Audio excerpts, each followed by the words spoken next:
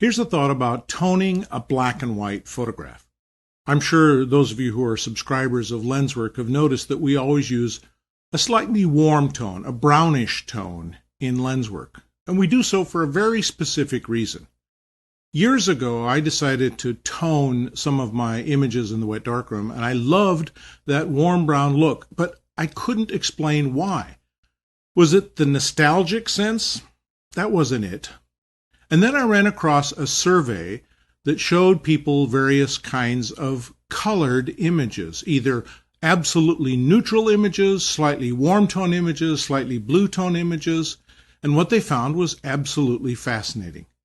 About 70% of the people who compared these images felt that the warm tone images were more three-dimensional, and that the blue tone images were sort of flat, not contrast-wise, but flat in terms of three-dimensionality.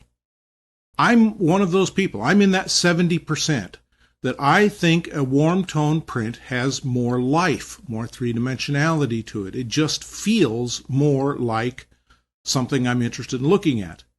Whereas a neutral tone, a perfectly neutral black and white image, tends to look a little blah. Now, those of you who are in the 30% can't see any difference at all.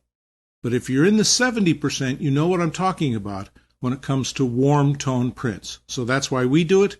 That's why I do it for almost all of my personal work. And if you've never tried it, it's worth giving a look.